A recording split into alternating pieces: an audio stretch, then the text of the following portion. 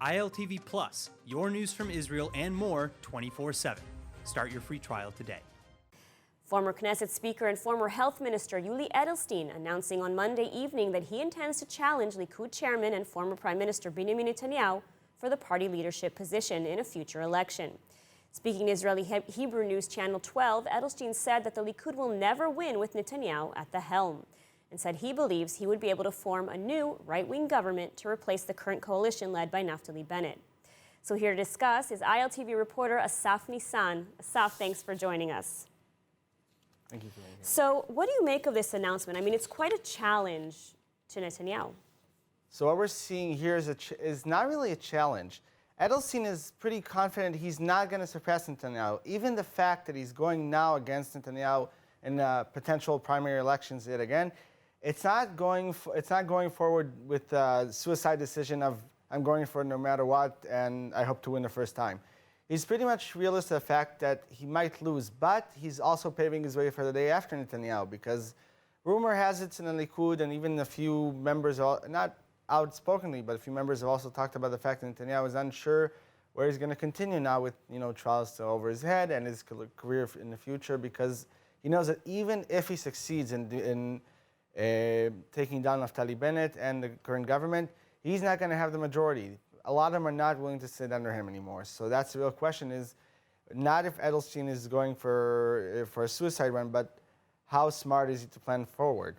So he's planning ahead. He's positioning himself now sort of as the heir to Netanyahu. Exactly. I mean, unlike Barkat and Israel Katz, of course, who are also high runner-ups in the Likud, who are still waiting on the sidelines right now, Edelstein decided to take the first run and go straight in. Mm-hmm. And so within the Likud, I mean, so you're saying there's no chance of him outseating Netanyahu. I mean, Netanyahu is the most powerful figure in the Likud right now. But what about his claim that he could be the next prime minister and form a right-wing coalition? I mean, is that realistic? Assuming, the day after Netanyahu. Of course. The big question is, how will the Likud be after Netanyahu? I mean, rumor has it that if the Likud will lose Netanyahu, on the one hand, they might lose a bit of popularity. But then again, a lot of the voters who went to different camps and different parties, I mean, blue and white, again, can lose its strength because a lot of them are former Likud voters, Yesh Atid, Yamina. Pretty much the political spectrum will be affected by it, and the Likud won't lose that much power.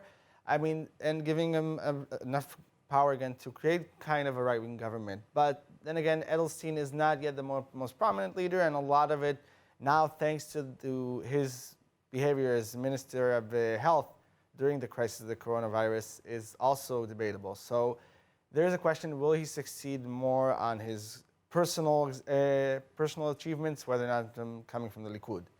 I mean, do you see a scenario in which Prime Minister Naftali Bennett or Yair Lapid, who's destined to become the next Prime Minister, I mean, do you see a scenario in which they will sit under Edelstein?